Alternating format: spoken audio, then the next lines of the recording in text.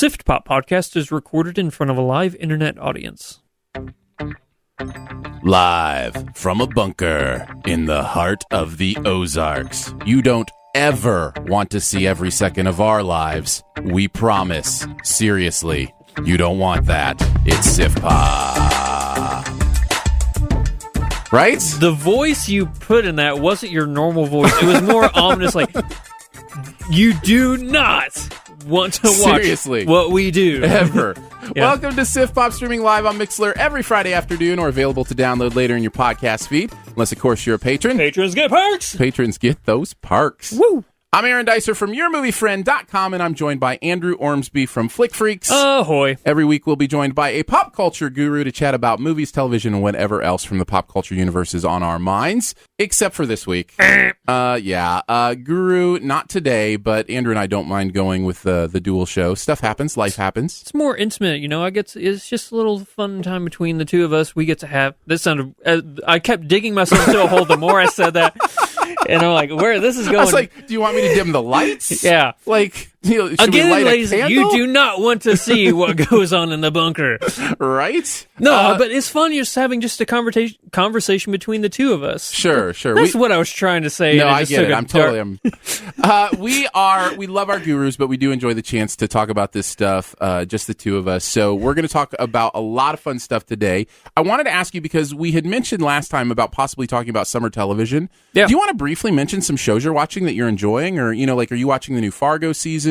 Haven't started that. I've started watching Better Call Saul. Yeah, me too. Oh, it's good. It's so good. Attack on Titan, season 2 is so good. I couldn't expect it to be as good as season 1, but it's really living up to the hype, and a lot of new twists and turns are coming along that I'm like, ooh, where's that going to lead? But Designated Survivor is going to be ending in a couple weeks. So are you watching Designated Survivor? I am. I really like this. How do you feel about it? I like his aspect. The whole crime spy noir thing. I think they need to drop that and focus more on make it more West Wing. Yeah. Those are the parts I like about it too. Really? All like the crime mystery stuff, I'm like, just can this be over now? Yeah. I'm more along the lines of I want West Wing Part 2. It'd be really interesting to focus on kind of for me, I mean, maybe most people aren't like this, but like the governmental aspects of that situation are fascinating to me. Me too. That's really why I watched the show. Like, all of a sudden we have a full Senate and House, and they didn't really focus on it at all. Like, how did those elections happen? Like, you know, how did they have those special elections? All that kind of stuff. Like, maybe that's just our goofiness that is bleeding through. Like, we're just nerds who like the political aspect, and everybody else is like, the crime drama is why I'm watching that show. That's right. I'm watching Mystery Science Theater. I'm working my way through that. Oh, yes, enjoying that. Yeah. New season of, I shouldn't say new season, the second part of The Get Down dropped, which I didn't even realize it had until on Netflix. I think it was actually Desus that told me that the second half had dropped. Mm-hmm. And so I've been starting to work my way through that. That's still really good. Definitely an acquired taste. Yeah. I think Baz Luhrmann in general is an acquired taste, so it's kind of interesting to see that. Fargo. I've watched the first couple episodes of Fargo. Thumbs up, thumbs down? I think season 2 is going to be really hard to follow. Season 2 of Fargo was one of the best seasons of television in history. Like, I thought season 1 wasn't, and season 2 is like holding my beer. And yeah. So season 3 so far, and maybe they all start like this, but I'm just like, it just hasn't hooked me yet. Like, it hasn't grabbed me yet. I love the characters. It's very much that same feel. So I love the feel, but I'm ready to enjoy like the I don't know, the criminal aspect of it, or kind of where they're going, or the weirdness of it a little more. Yeah. I'm not sure. So plus it's a weird thing where Ewan McGregor's playing not twins, but he's playing both characters. They're brothers. So it's a strange thing, like they look way too much alike not to be twins, but I mean, I thought they were just twins. No, they're brothers. It's an older brother and a younger brother. Huh? And so there's a little bit of disconnect, in my brain. In that way, where I'm like, that's just Ewan McGregor in older makeup. So interesting. It's a little difficult to work through, but I'm still enjoying it for sure. Does he do a good job at least where you can be like, okay, yeah, he's the older brother in this scene, or they look different enough? Oh my goodness, yeah. And the personalities and stuff? Okay. They do about as good as you could do. It's not on them. I just don't know when you have the same actor playing the role that it's possible to make it good enough that it will be just a little uncanny valley. Yeah. Okay. Yeah, but they do as good as you could do with that. I think they do. I'm excited to pick it up. Golden age of TV, ladies and gentlemen. Hard to get caught up on everything. I'm also hearing a little bit of his accent in the Minnesotan. Like, Really? Yeah. So it's a little weird to hear. What is it? Irish or? I think he's Scottish. It's Scottish. Yeah. McGregor. Yeah, absolutely. Yeah, I hear a little bit of the Scottish coming through in the Minnesotan. Yeah. So it's just a little bit weird. Oh yeah. Oh, Fargo. Which they're kind of similar accents in some ways, so maybe that's why. I don't know. That could do it. Any other summer TV you want to mention before we get in the rest of the show? Well, you did mention MST3K, and I'm only I just finished the second episode. I'm going to be starting the third one. Yeah. It's like it never left. It is. It's really the same show. It's wow, so good. It's so good. Yeah. And Jonah Ray is killing it as the jumpsuit. I agree. He's so good. I agree. And the fact that you know every single person who works on that show was a fan of the original run, that passion is bleeding through into the show. Yeah. No, it's really good, and Reptilicus was my favorite, the first one. It was pretty good. The joke ratio was so good on that. And then as the others have happened, I haven't laughed quite as much, but you know what? That's the same with the original. There's not a hit every and miss. Yeah, sometimes it's just the rhythm of it, even if it's not hilarious. It's just like it's like the hanging out of it. It's like the community of it almost, even more than the entertainment of it. I don't know how to explain it, but it doesn't have to be drop dead hilarious every second, No, I totally agree. Well, good. I'm glad we got a chance to talk about that a little bit, even though we're going a different direction. We're going to be reviewing The Circle, which just came out. We literally just saw it. We went straight from the movie theater here, so this is going to be a fresh review.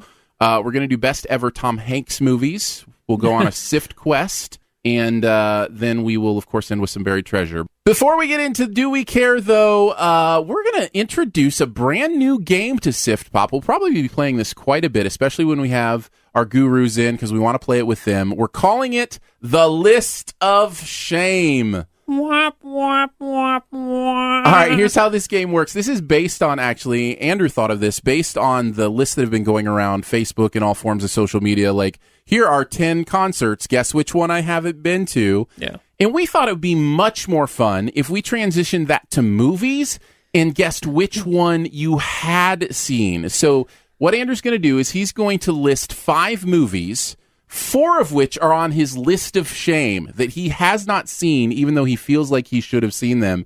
And then I'm going to try to guess which of the 5 movies he's actually seen and which ones he hasn't. So, Andrew, are you ready to admit your list of shame? Oh, yeah. I guess we can do that. Should walk you down the street with a bell, Game of Thrones style? Yeah. Shame. Shame. All right.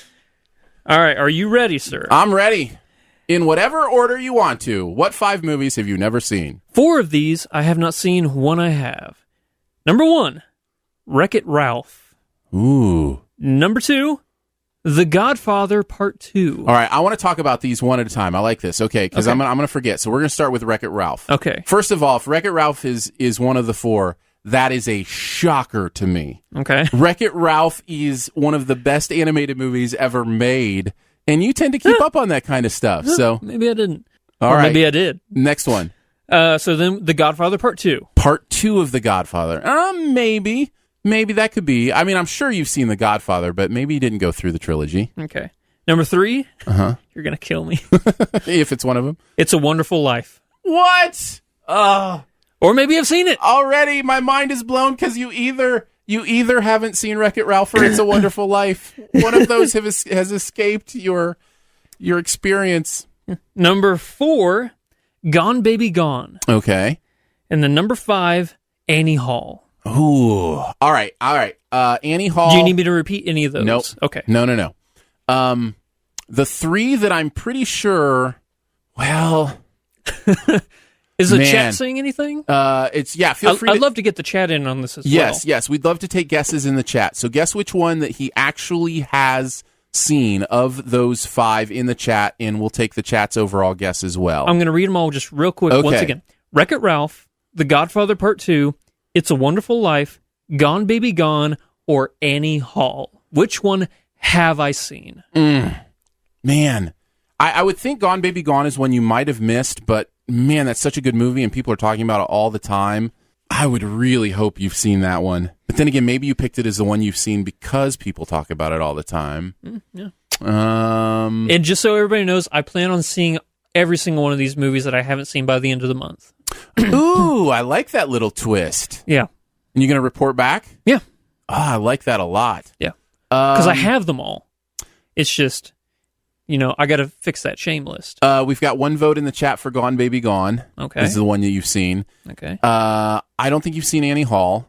That wouldn't surprise me if that's on your list of shame. Godfather 2 wouldn't surprise me if it's on your list of shame. Wreck-It Ralph wouldn't surprise me if it's on your list of shame, even though it's amazing. I'm laughing because seeing your brain work and you're like, oh, what if you haven't seen that? That's so sad I for know, you. right? That's the look on your face right now. My poor man hasn't seen these.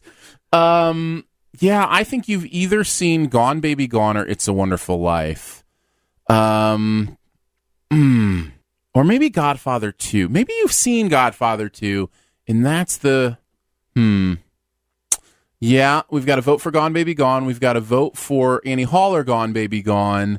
So people seem to be coming through for Gone Baby Gone, and I'm going to go for my official guess. Your official guess. My official guess. Final answer. Lock it in. No need to phone a friend. I'm going with Godfather 2 as the one you've actually seen. You're right. Yeah! Yes!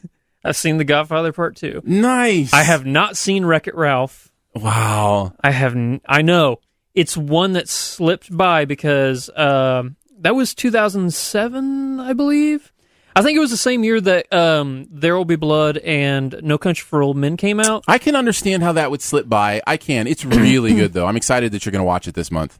Because that was a phase in my life where I'm like, I don't need I was young enough. I was like, I don't need animated movies anymore. I want adult films. I'm an adult. I want to watch Daniel Day-Lewis terrify me for 2.5 hours. That's right. That's not enough. Now I need Javier Bardem to terrify me for another 2.5 hours. I'm a man. That's right. It's a Wonderful Life. I only watch 2 Christmas movies. That's almost a crime. You understand? Like, you could almost go to movie jail for this. Yeah, I only watched 2 Christmas movies though every single year, and that's not one of them. So yeah. At least watch it once. Yeah. Gone Baby Gone is one that I have wanted to watch for so long, but every single time I'm about to watch it, something comes up, and I'm like, oh, I got to do that instead. Oh, I got to edit this video, or oh, I got to head over here. It's one that I want to watch so bad. Every time you mention one, 2 things happen. Number 1, I'm mad at you for not having watched it. Number 2, I'm so excited for you that you get to have that experience. Like, you know what? You know how nothing's ever the same as the first time you watch a movie. Like, you get to have a first time for these movies. Do you want to have another segment on the podcast where after I've seen all these, how about I try and see all these by next week, and then I can come back and report on how I feel about them? You could do one a week. You Okay. can just report back on one a week before we do our Guru's version or whatever. Yeah. And then Annie Hall, I don't like Woody Allen movies. Yeah. I just never found his movies. I know that's like, for some people out there, that's like a crime against humanity to not like a Woody Allen movie. I don't like the way his characterization of women, I just never found appealing, or the way that he thinks he's this chauvinistic guy who can date anybody he wants in his movies. I'm like, I just don't buy it, and I just never found it. He's definitely an acquired taste, Yeah. and I actually am on that train with you. I'm not a huge Woody Allen fan. I did enjoy Match Point. Yeah. But yeah, it's a decent film. But I do plan on seeing all of them by the end of the month. All right. Well, we look forward to hearing you report back. I'm surprised you picked the right one, though. No, it clicked with me. I was finally like, no, I bet...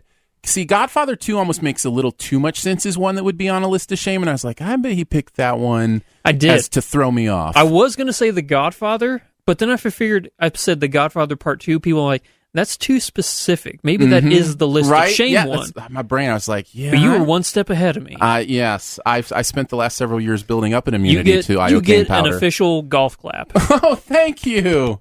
Thank you.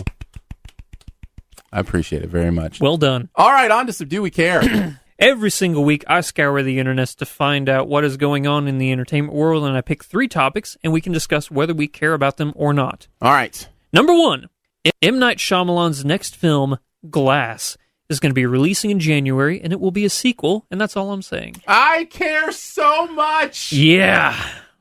I really, like, it's, this is hard to talk about. Yeah. Because honestly, there's such a great experience in store that I don't want to spoil about stuff and such and such. 1 year, I guess, since his last film. But because didn't Split come out in January as well? So yeah, I've been wanting an Unbreakable sequel for so long. Yeah, it's amazing. I'm so excited. I loved that M. Night was tweeting about it and kind of the way. I mean, everybody's coming back. It's going to be amazing.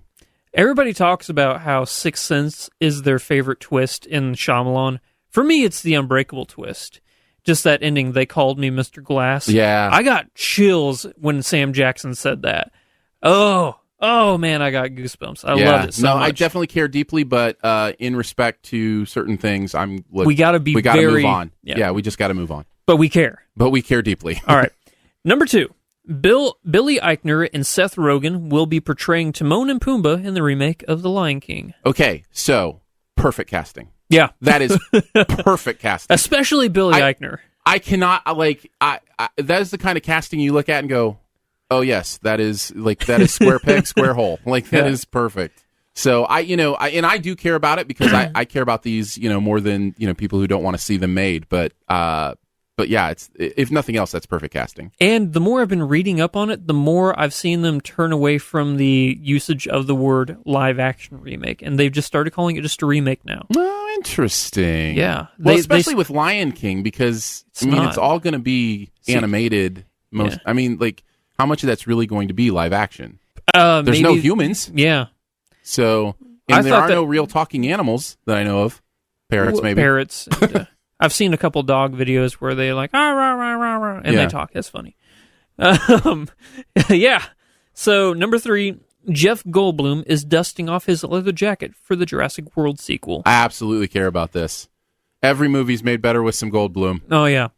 And I don't know if they were prescription sunglasses, but those blue tinted sunglasses, he needs to get that. He needs to get his Jerry curl back. He needs to get all that back to play Malcolm. Oh, I'm so happy for this. This makes me happy. I actually really enjoyed Jurassic World. I know a lot of people didn't like it, thought it was a little too summer actiony, that kind of thing, didn't make sense, but I love those kind of movies. We have a friend cast, I guess we could call it. They were not a fan of that movie, but you and I, we really liked it a lot. Yeah. Oh, I forgot you liked it too. I did. I really liked Jurassic World. I really enjoyed Jurassic World, so I'm excited to see what Chris Pratt and Jeff Goldblum do together. Oh my, I didn't even think of that chemistry. That is going to be great. Isn't it? Yes. Yeah, I'm excited. So which character between Malcolm and Grant did you gravitate more towards whenever you were younger? Did you see yourself more as the Malcolm who was more charismatic, or did you see yourself as more as the grounded Grant? Probably Grant. Me too. But everybody I talked to besides you is like, oh no, Malcolm was the guy I, fell in love with and I really characterized. And he was just a little too rock star for me. I just knew I wasn't that guy. You know what I mean? Yeah. I could be the scientific, studious, Dr. Grant kind of person, but I would never be a rock star like Jeff Goldblum. Threatening children with fossils. Yeah, I could see you doing that. I totally forgot. That's horrible. This is such a horrible thing he does in that scene. He's slicing at a kid. He's like, I know. He's going to slice you across the belly, spilling your intestines. And remember this, kid. You are alive when they start to eat you. The only thing that's missing is for the camera to pan down and the kid has peed himself. He's so scared. It's dripping from his leg. You know what I mean? It's like abuse. Just show a little respect, kid. Okay. I've totally forgotten about that. Yeah, absolutely care about that. Excited for Jurassic World. That's going to wrap it up for Do We Care? Very nice. All right, on to a review of The Circle. I am a believer in the perfectibility of human beings. At The Circle, we can finally realize our potential. When we are our best selves, there isn't a problem that we cannot solve. We can cure any disease and we can end hunger. Imagine the human rights implications. The possibilities are endless. The Circle. May Holland, played by Emma Watson, seizes the opportunity of a lifetime when she lands a job with the world's most powerful technology and social media company. Encouraged by the company's founder, played by Tom Hanks, May joins a groundbreaking experiment that pushes the boundaries of privacy, ethics, and personal freedom. Her participation in the experiment and every decision she makes soon starts to affect the lives and futures of her friends, family, and all of humanity. The Circle. Bum. All right, what do we think about The Circle? Let's start with the quickie. Did you like it, love it, it was okay, dislike it, or hated it? You want me to start? I didn't like it. I'm going to trump you on this one. I hated it. You hated it? I had an awful experience at this movie. I almost went with I really didn't like it. Yeah. No, I'm really struggling. Again, we are so fresh from this. Yeah. But I am really struggling. This may be the worst movie I've seen all year, and I see every movie. Let me take a look here, see what movies I've seen. Do I like it more than Beauty and the Beast? Oh, I got to think on it before I rank it somewhere. If you rank the Beauty and the Beast remake as worse than this movie, we will have words. Okay. Remember how we figured out you've been on 45 times? That may be your max. Okay. I like Beauty and the Beast more, but I think I like The Circle more than A Cure for Wellness. You know what? That argument I would allow you to have. Yeah. For sure. But at least there's some sense of creativity in A Cure for Wellness. Like, at least Gore Verbinski is trying to do something in that movie. Even though he fails spectacularly. You know what I mean? At least there's something that's going on there. Here's a question for you real quick. Yeah. Is this the worst Tom Hanks movie ever? I'd have to look at the entire filmography because I know I'm forgetting some bad ones, but off the top of my head, I can't think of one that's worse than this. I didn't like it. But you hated it. I hated it. Let me ask you a question. This gets to the core of why I hated it, and maybe we'll mention a couple good things along the way. I literally have one good thing to say about the movie. Just one. Do you want to just do that real quick? Yeah, let's get it over with. What did you want to say real quick? No. Let's get that over with, and then we'll move on. The premise of the movie is really fascinating and relevant. Yes. That's all I got to say. Except it's not really about that premise. Yeah. And this goes to the questions I'm going to ask you. But here is my one positive thing. I really liked all the different text messages that popped up. I found it annoying. It was too much for me. But I liked reading those because there was more emotion in introspection and interest in some of those single sentences than in this entire movie. Do you understand what I'm saying? Yeah. If you don't, you know how in modern movies they represent like texting or technology-based messaging on the screen. Like Sherlock is one of the shows that really started this, like showing text messages actually on the screen. Yeah. This movie does that to the nth degree, and I totally get why you would find it annoying and distracting. Well, here's the thing. I just liked what some of them said. A lot of them weren't in English. Yeah, which was cool. It was cool, but I was like, oh, I can't read that one. Oh, I can't read that one. Oh, so when I finally found one I could read, it was already gone from the screen. So I barely read any of them. Oh, see, I feel like I was able to read a lot of them, especially. I don't read quick. I'm not a quick reader. When we talk spoilers, I'll mention a couple that I read that were just like, wow, I want to see that movie. I want to know who typed that, and I want to watch their movie because this movie is boring. Yeah, let's talk about the negatives, and I'll start here. I do have one more pro. Okay. This is Bill Paxton's last film role ever. Mm-hmm. I thought he did a really good job. Yeah, but he did. His performance was really good. But it's sad that this is his last. You know what I mean? It's sad it's his last movie, but his performance was decent. Yeah. Pretty good, actually. Yeah. Last movie, yeah, that sucks. Yeah, it does. It made me sad when I saw him because he's gone, right? Like there's that initial oh man, he's done. Like he's not making any more movies. Yeah. And then also the fact that I don't know that that's a spoiler. His character has an illness. Yeah, his character has an illness, so you're dealing with the real, the fact that he's really gone, he really died, and also this character has an illness. You're dealing with that psychological stuff, and then he's also not in it a lot, and then also it's a horrible movie. You know what I mean? It's just like I just wish he could have, had a better project that would have been his last. But you're right, his performance is fine. You know what I'm excited for though? Talking negatives about this movie. Yeah. All right, let me ask you these questions. Yeah. I really want to know your answer, okay? Is this movie for or against technology? I don't know. Right? I don't know. Okay. You think this whole time it's going to be leading to against technology, but at the end of the movie you're like, wait, what? What? What about the whole thing leading up to that moment? Yes, exactly. Okay, I'm going to ask you a second question, and same answer. I'm sure it's the same answer. Yeah. Is this movie for privacy or transparency? I don't know. You think man. it's going one way. Well, but here's the thing. It's not even like it's some sort of twist or anything. It's not like it's spoil. It's just all of a sudden you're like, wait, is that what you were trying to say the whole movie?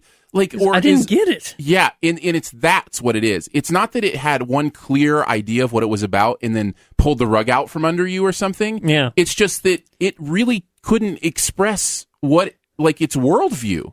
The red herring of this movie is you thought it would make sense. Right? Yeah. And to me, if there's one thing it all comes down to, it's that. This movie is confused about its own worldview. It's confused about what it means. It doesn't understand its world well enough to tell us how the characters relate to it, how the relationships relate to it, who we're supposed to root for, who we're supposed to root against. I could ask you another question. I think there's a little more of a clear answer on this one, but I'll ask it anyway. Is Tom Hanks' character a good guy or a bad guy? See, he has pros and cons because he's doing, well, I say a good portion of the movie, everything he's doing with good intentions.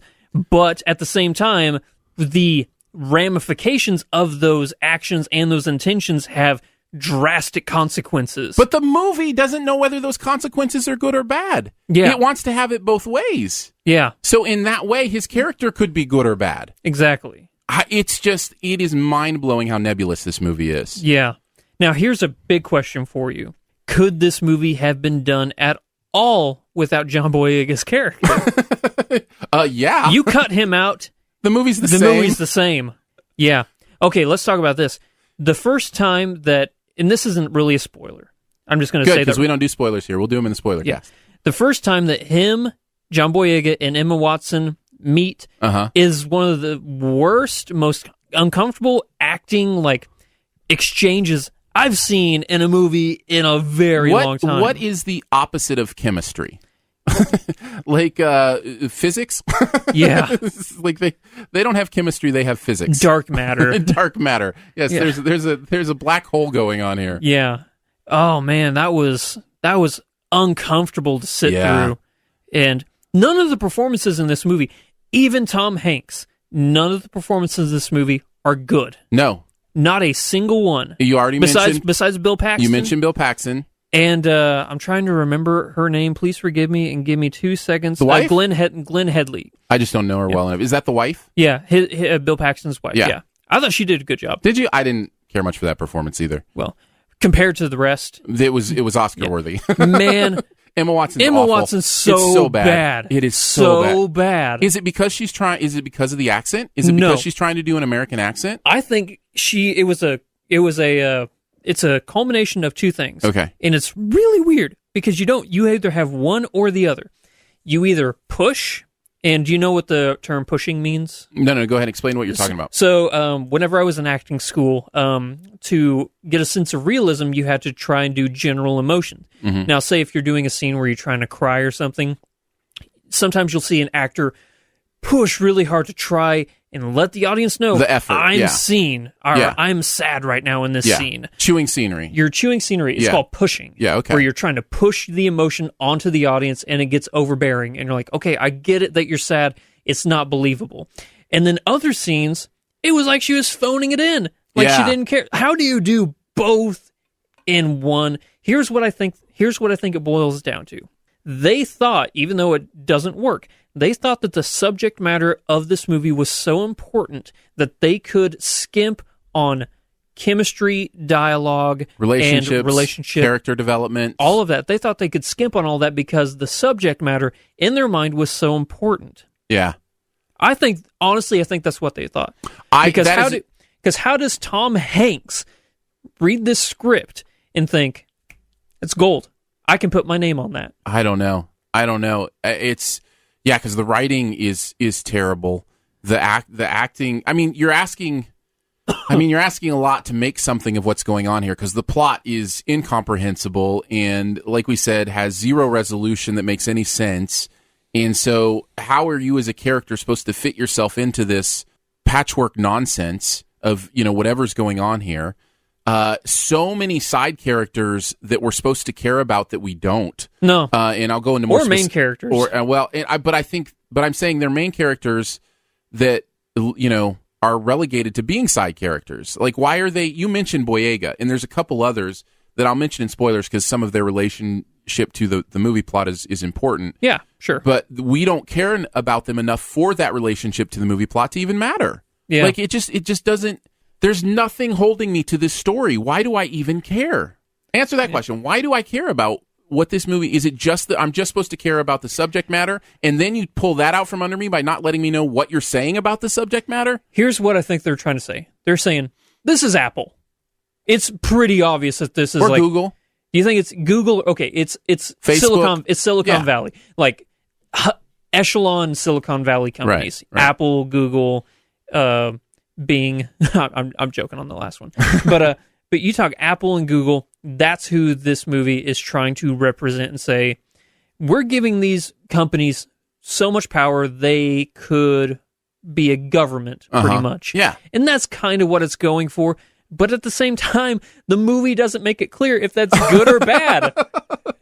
Well, here's the thing. It kind of makes it clear both at different times. Yeah. And it doesn't come down with any kind of real resolution on that conflict. I mean, that's if you want to explore the nuance and beauty of the conflict between privacy and transparency. Yeah. That's one thing. But this movie it's almost like it's dogma for both. You know what I mean? Like, it's some sort of weird. This movie is God's Not Dead for like a privacy cult. You know what I mean? It's like you mentioned, not caring about like the acting or the performances because you care so much about the message or the material. You know, that's the kind of movie I think about with something like that. I'm just laughing because I imagine Kevin Sorbo in this movie, and I'm like, yeah, that's the same level of acting that I would have imagined and seeing in The Circle. That's what I'm saying. Yeah. And honestly, the things that I get frustrated about with a movie like God's Not Dead are the exact same things I'm frustrated about with this movie. You're not giving a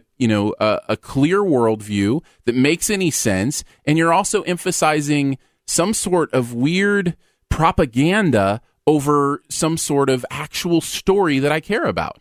Yeah. It's like they were really pushing propaganda for both sides. They're like, companies like this are the worst, but they give us amazing things. I'm like, you gotta pick one. Well, or at least nuance it, right? Or at least make it a struggle to think about. It's just very, very poorly done. And yeah, this may end up being the worst movie I see this year. I don't know, man. Cure for Wellness was bad. Okay, here's another thing in this movie. And the more I'm talking about it, the more I'm realizing how much more I disliked it than I initially thought. Initially, I was like, well, I just saw it. I don't want to, just say I hate it because I literally just walked out of the theater. Again, I haven't time to we're digest right fresh it. from it. Yep, I haven't absolutely. time to digest it. But well, when the eternal movie optimist hates it, there must be something wrong. Yeah, this is very true.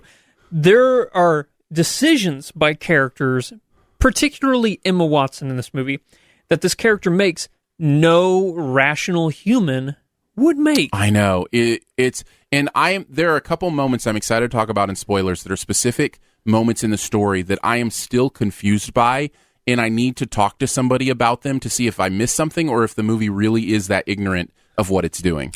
I think Spoiler Cast this week is going to be half an hour, 45 minutes of what did this mean? What just happened here? Possibly. Yeah. Man, I don't know that there's really much else to say about this other than you mentioned how bad it is. There were moments in this where I genuinely thought, and again, we've been watching the new season of Mystery Science, I genuinely thought, this is as bad as Reptilicus. Like, this is as bad as those movies that they rip on Mystery Science Theater. With a higher budget. And it stars Tom Hanks, Patton Oswalt, Emma Watson, John Boyega, and even one of the girl from Doctor Who that I really like too. Karen Gillan. Yeah, that's so frustrating. But it really felt that bad to me, especially in sections. So yeah, I think that's a high not recommend for me. Oh really? Oh. Well, if you're not going to recommend it, then I guess I can't either. Yeah, no. Go see You're anything. forbidden from recommending this movie, Andrew. Before we move on to the best ever Tom Hanks movies, let's talk a little bit about Patreon. There's a very special group of people who support the podcast network that Siftpop is a part of. And because of that, they get all the extra shows, all that kind of fun stuff, and they get to know that they're helping us out in keeping this podcast network afloat. So thank you so much if you do that. Support starts at $3 a month. It's a lot of fun. A lot of cool stuff goes on there, and we really appreciate it because, honestly, without that support, we could not do what we do. So much appreciated, and if you want to check it out, it's patreon.com/StudioDNA. Again, the name of the podcast network is Studio DNA, so that's patreon.com/StudioDNA. All right, going on to the Best Ever Challenge. This is where we name the best movies ever in a particular category, and the category's a big one this week. No small feat here. Best Ever Tom Hanks movies. Wow. Now, obviously, we both have The Circle at number 1. Yeah. So we'll just, we'll keep that one off the list. Trump. It's greater than number 1. So we'll go from number 3 to number 1, and if either Andrew or I has it higher, we will trump the other person, meaning we'll wait to talk about it until whoever has it at its highest slot. And of course, we are going to have a bunch of honorable mentions. I have 6. 1, 2, 3. No. 5, 6, 7, 8. You said honorable mentions. I said I have 6. I was getting ready to say something else. Oh, I'm sorry. No. I just wanted to be clear. I have more than 6 honorable mentions for Tom Hanks. I have 8. There are many honorable mentions, I'm sure. And chat, feel free to jump in and let us know what your favorite Tom Hanks movie is. No, I have 6 Tom Hanks movies in my top 100 movies of all time. I have 3. 6 for me. Now, no, maybe 4. 4, I think 4. All right, so who wants to go first? I'll let you go first because I went first earlier on. So, all right, so we're going from number 3 to number 1. My number 3 Tom Hanks movie of all time is Castaway. Good call. I love this movie. This is a movie that the first time I revisited it, I was like, oh my goodness, this is even better than I remembered it. It's a movie that doesn't seem to age. I wonder if part of that's the fact that he's on the island for the most time, so it's away from kind of stuff that might age the movie a little bit more. Yeah. But the performance is so great. The moments are always incredible. The moment with the ice skate, the moment with Wilson, the moment, it is this powerful movie about solitude and what it really means to be human. And his performance is astounding. Whenever you think of the movie Castaway, what is the very first... I know it has a bunch of great, memorable scenes, but what's the first scene that you always think of? For me? Yeah. It's Wilson. Is it? Yeah. When he's floating away? Mm-hmm. Oh, that gets me... A movie made me cry over a volleyball. I know. And it's almost cliche to say it now because so many people have said it, but it's true. Yeah. Whew. Man, that was powerful. Yeah. I think of that, and you said the ice skate. I think of the trying to start the fire in the stick. Yes. Oh, it gives me tingles up my spine. And his kind of like caveman response and dance and stuff. Yeah. And Well, not when he makes the fire. I'm talking about when he stabs himself. Oh, yeah. That's the part I think of. Yeah. But man, what a powerful movie. Yeah, it's so great. I think that's a good word to describe it. It's powerful. Absolutely. Yeah. My number 3, you're going to trump it, but I'm going to go ahead and say it. Forrest Gump. I'm not trumping it. What? Oh, whoa. Okay. I'm on record as saying I don't like Forrest Gump as much as most people do. Really? Yeah. Oh, I don't think it holds up. Really? Yeah. I can't get enough Forrest Gump, man. Just because what's the best way for me to say this? It's a way for me to realize the world's bigger than what I imagined it is. Uh-huh. Because him going on all these adventures, and not because of his disability, you take that all out, make him just a quote-unquote normal person. Sure. It's still a fascinating movie for me. But it's just his perspective of everything that cranks it up to 11 for me. Him going on a run across America back and forth, and just in the middle of the Moab Desert in Utah, just turning around, I'm tired, I'm going home. Yeah. It just makes it so it's fun. It's a funny movie for me. Agreed. I laugh every single time. Agreed. And his accent, it's an incredibly quotable movie too. It really is, but I just remember as I've revisited it, I've had the opposite reaction as I have with Castaway, which it does not age well for me.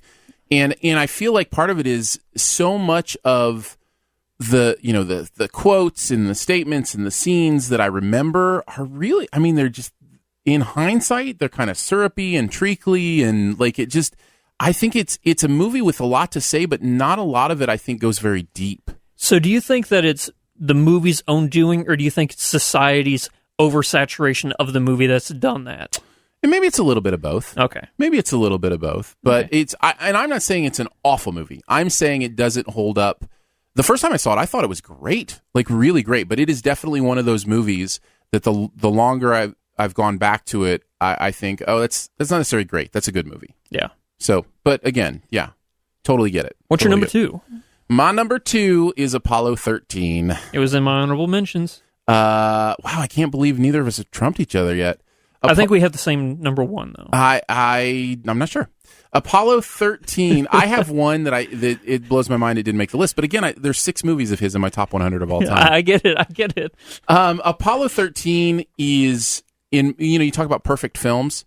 Apollo 13 is one of those perfect films for me. I cannot identify anything in it that I would change. Any editing choice, any plot choice, any acting choice, character choice, relationship choice.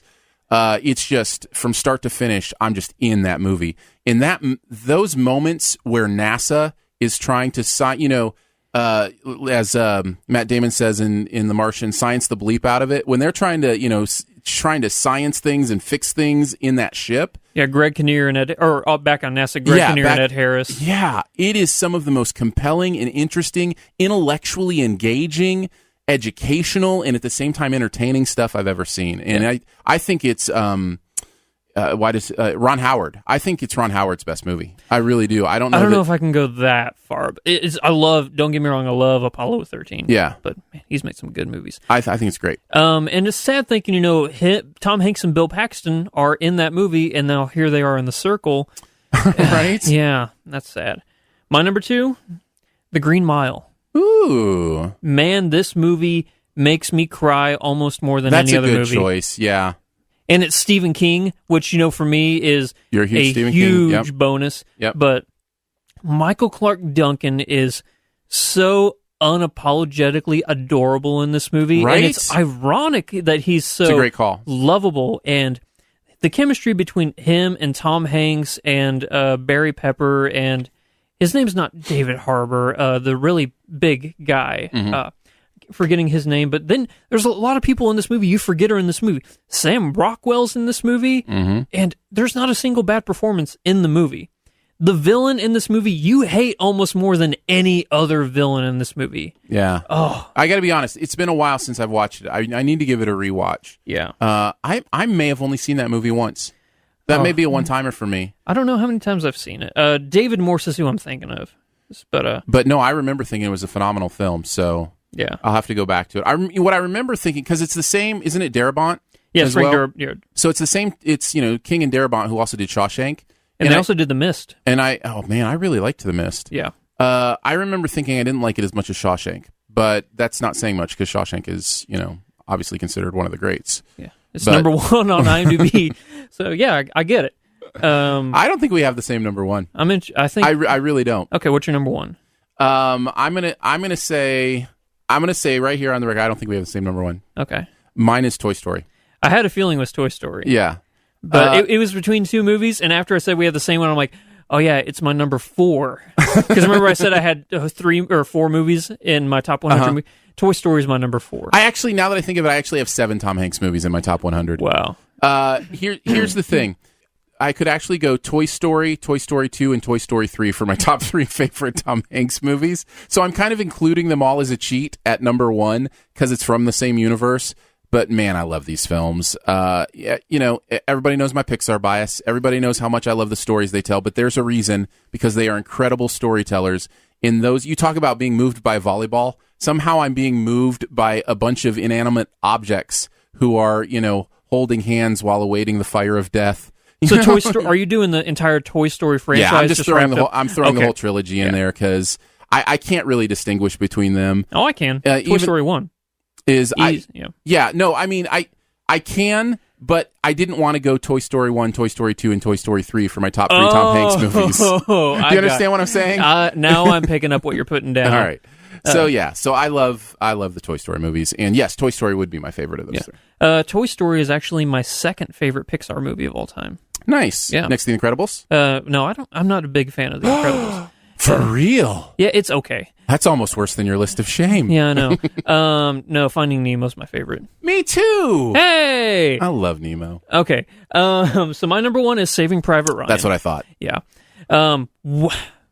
one of the most powerful movies since Schindler's List, and they're both Steven Spielberg movies.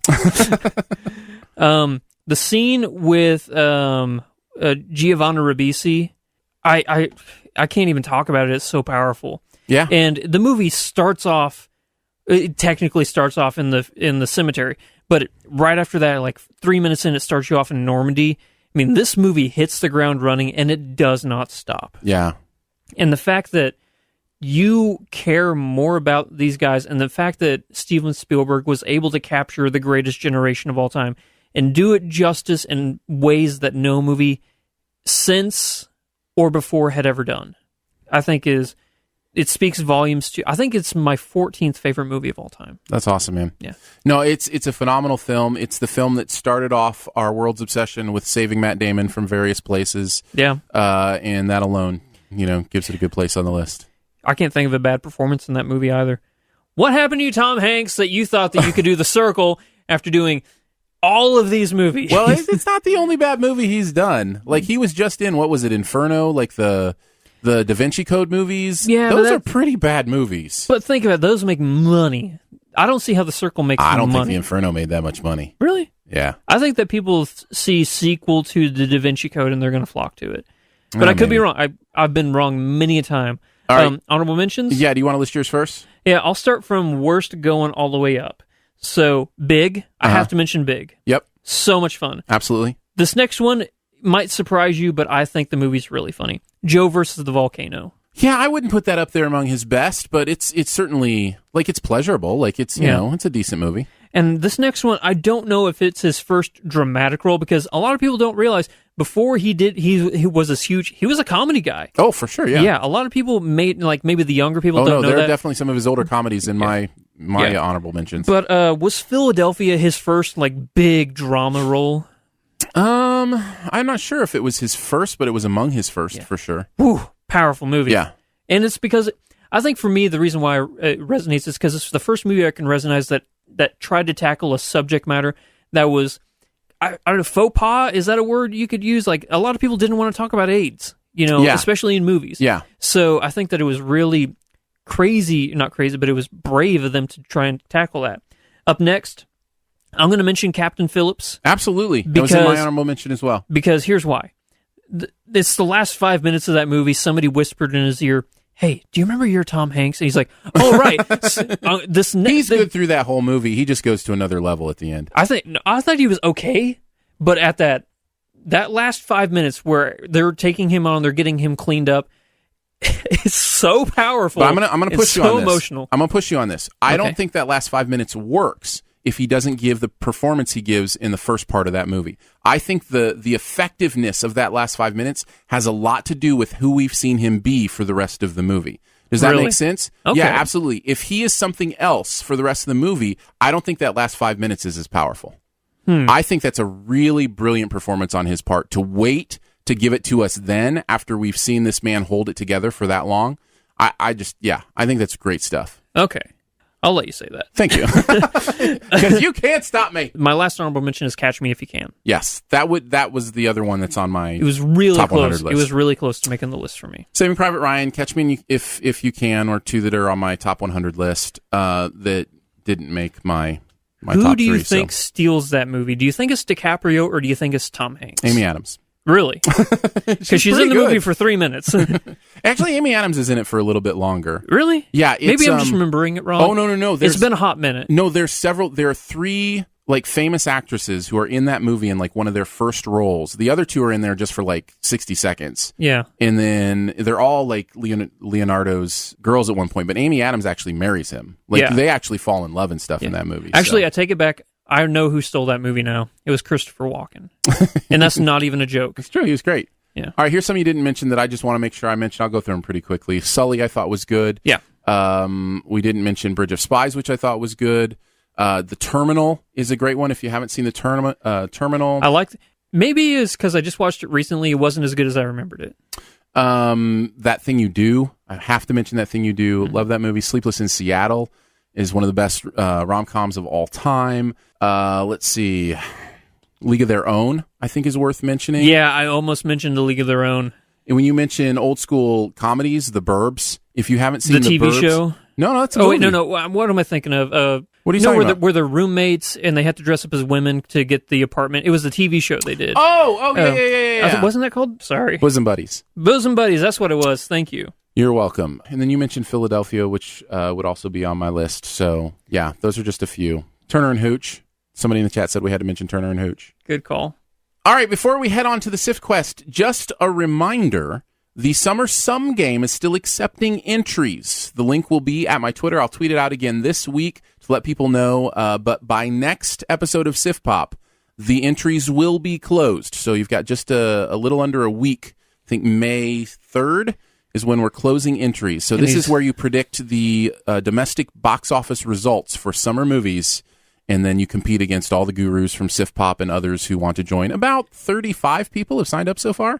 So he's looking at me when he says that because I've been slacking. I've been procrastinating. You got your picks in on the episode last week. If nothing else, I can go enter them in from what you said on the podcast. So I don't want you to have to do that. I'm a big boy. I should be able to do it myself. I know how to type. Yeah. I can do it.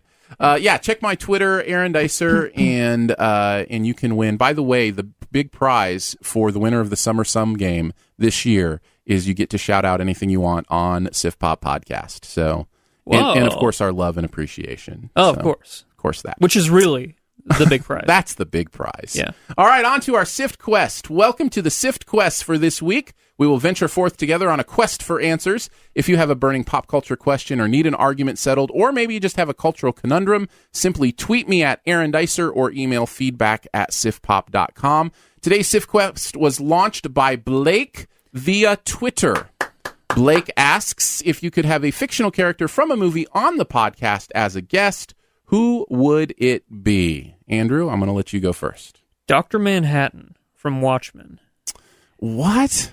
Hey, hang on. I don't want him in here. Hang on. I don't want him in this studio. Yes, you do. Trust me. I'm going to explain scared. why. I'm going to explain why. You might as well why. have just chose like Hannibal Lecter or something. Dr. Manhattan. You're freaking me out. If he's in here and we start listing off things we don't like about a movie, he can change it. I'd be like, I really didn't like the performance of the movie. He will physically alter the actual reality and make it good. That's cheating. I don't No, like it's it. not. And you know what I'm going to do? The entire time, I'm going to try and become his best friend. Because, like, you know what? I've always hated the fact that my teeth kind of angle in a little bit and cut my tongue. He would it would be perfect for me, and I could just use him as my best buddy. There's consequences to that kind of power. Yeah, on his end. I'm fine. I'm just a guy in a bunker in Missouri. I don't have to deal with any of the ramifications. Like, put some clothes on him or something? Like, oh, yeah, sure. Okay, good. He wore that suit whenever he did that TV interview. There you go. So, see, yeah. I'll probably wear a suit in here. Stop being racist, Aaron. And that's not racist. You're racist against the blue dabba-dee-dabba-dies. I'm Dr. Manhattanist. Who would you choose? I would choose Steve Rogers, a.k.a. Captain America. And here's the reason. I would love to get Captain America on the spot and really talk to him about what he believes. Like, really dig into, all of this, truth, justice, American way kind of stuff. That's Superman. Well, yes, of course it is. I was just transferring. Yeah. But, he's kind of that same kind of, he's the Marvel version of that, right? Yeah. Where it's like everything is stand-up guy, and not in a way that would trick him into saying something that wasn't being a stand-up guy, but just in a way to really, dig into that persona and kind of find out what makes him tick. And I don't know, I've just always found him really fascinating. Would you try and be a gotcha journalism kind of thing to try and get him in a corner, or would you just really just like to have a conversation? I really just want to have a conversation with him. Okay. That would be it for me. That'd be really good. So Captain America. Actually, if we could do like just all the Avengers, just have him in here and do a full interview. I mean, I don't think the bunker's big enough, but yeah. Well, it would be Banner. It wouldn't be Hulk. It wouldn't be Hulk. It would just be Banner. Okay. Yeah. So yeah, definitely don't do gotcha journalism with Banner. What happened to Siftpop? Yeah, he got squished. Hulk smashed. Hulk sift. All right, thank you, Blake, so much. We appreciate the taking us on that Sift Quest this week. If you want to launch a Sift Quest of your own, just hit us up at Twitter or email us at feedback@siftpop.com. All right, before we finish out, of course, we've got our buried treasure this week. Andrew, what do you got? So I was talking to Barrett over there at CinemaSins. We were talking about our favorite foreign language films. He said his was A City of God. I said mine was Rocky. No, I'm joking.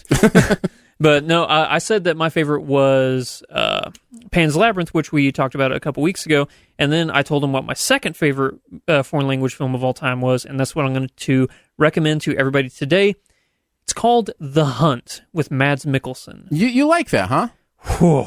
That is a movie that and a half. just came out. That was just a couple years ago. I know because I got the screener for it. Did you watch it? I watched a little bit of it. I couldn't get into it. It's Did I give up too quick? Yeah. Okay. I don't know if you as a father will ever want to see your children again after watching this movie. Which may not be a selling point. I was going to say, that's not a resounding endorsement, Andrew. But you're going to hate your children after this movie. No, not hate. It would make you suspicious of them. Because it gives children a level of power that I've never seen anybody do, and it's never wielded for good. And the ramifications, the long-term ramifications of what happens in this movie for this character are terrifying. And the fact that it is so real and so plausible makes it that much more terrifying. That's all I'm going to say. Mads Mikkelsen should have won Best Actor, and I think the movie, if this matters to you, on IMDb is rated number 40, greatest movie of all time. Really? Yeah, I think so. Yeah, I can. I don't know that it necessarily matters, but that's really interesting. Yeah, just give me. It's from Denmark, and for those of you who don't know, Mads Mikkelsen is Danish, and it's just the scenery and everything. It is on IMDb. I was way off. It's 107. Okay. But still, nothing to scoff at. Not at all. So that's called The Hunt. The Hunt. I'm going to recommend a podcast that I just started listening to. I was on a recent long road trip and wanted to start into something, and I've been hearing something about it. Plus, I had enjoyed this person's TV show that I actually also gave as a recent buried treasure, which is Pete Holmes. And because I enjoyed the TV show and kind of what he had to say there, I decided to listen to his podcast, which is called You Made It Weird. It's been on for 6 years now. And I don't know if you're like me, but I have to go back to the beginning. I don't listen to the most recent episode when I start a new podcast. I listen to the first episode, and then I kind of work my way through the ones I'm interested in, especially in a case like this where there's, 700, 800 episodes or whatever. Kind of. I don't necessarily listen to them all, but I'll like cherry pick in order because I don't want to listen. I want to feel how the show develops. Part of that's because I do podcasting myself, and I kind of want to see how other people do it and kind of how they develop. And I'm really glad I do it that way, because it's really interesting to listen to these interviews he's doing before he was as well known as he is now, with other people who weren't as well known then as they are now, and also to hear them talk about like 2011 pop culture stuff and just, kind of, it takes you back in time. It's a time capsule. Yeah, it is a little bit of a time capsule in some ways. So, but yeah, I would recommend it. And I said this about his TV show as well. A lot of it has to do with how willing he is to really explore what he thinks about the bigger questions, what he thinks about God, what he thinks about faith and belief. And he's asking these people. Each episode really checks in on 3 areas: sex, religion, and relationships. Wasn't he a youth minister? He was a youth pastor. Yeah. Okay. Yeah. Okay. Another thing that Pete Holmes and I have in common, we were both previous youth pastors. Yeah. So it's interesting to kind of hear his perspective and how he's gone through his life and hear him continue to explore those bigger questions, which I think we all do, at least at one time or another, unless you've got it all figured out, which if you do, feel free to let us know, because that's, that'd be a first for a human being to have everything figured out. So yeah. So I really enjoy it. I'm having a good time. It's called You Made It Weird. And again, I would recommend starting at the beginning. He's a funny man, so it's probably worth a listen to. Yeah, it's interesting. Have you ever checked it out? No, I have not, but I probably will now. Yeah. His first one, I think he did, was with Kumail Nanjiani. Do you know Kumail? Oh, yeah. Yeah. Silicon Valley. He's so funny. Yeah. So funny. And that's the other thing about listening to a comedian's podcast is they have other comedians on, and they're just all funny people. Yeah. And they're just really funny. So, yeah, I'd recommend it if you enjoy, especially Pete Holmes. You'll enjoy You Made It Weird. Well, there you go. We did it. It was a podcast. Huzzah! It has happened. Goodbye, April. Hello, May. Hello, May. Hopefully you can do better than April did. With movies? Yeah.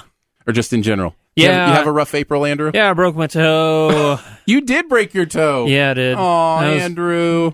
It was no bueno. No broken toes in May. Yeah, I'm all right. You could break a toe every month for 10 months and have a new one to break. I like your glass half full way of looking at that. Thank you. Thanks so much for joining us today. Siftpop is part of the Studio DNA Podcast Network. You can find out more about other live and later shows on the network by following the feed at mixlr.com/StudioDNA. That's MIXLR.com/StudioDNA. Huge thanks to today's guru, Andrew Ormsby. Hi. Oh, wait, you're a host. But anyways, do you have anything you want to plug, though? We passed 41,000 subscribers on Nicely YouTube. done. Something that we are insanely proud of. Disclaimer, it's not family friendly, but we started a Let's Play series on our YouTube channel in the video game 7 Days to Die. They have officially started coming out. It's the editing process that is taking so long on these because we're not just doing, just watching video game. We are putting every form of effort we can into making these the funniest things you have seen. And awesome. We're very, very proud of them. I would just mention, for me, I just recently launched a Patreon for my YouTube channel, which is different than the Patreon for this podcast network. So if you want to support, if you like the YouTube reviews, helps me be able to do more of those. So you can check that out at patreon.com/yourmoviefriend, which is the name of my YouTube channel as well. So I figured I'd mention that.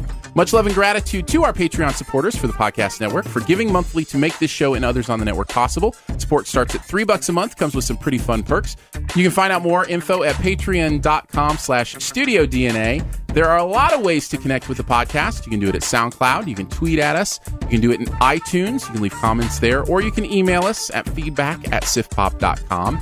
And finally, if you're having a good time, your movie-loving friends will probably like the show too, so let them know about it and that listening is much easier than kayaking by the bay in a dense fog.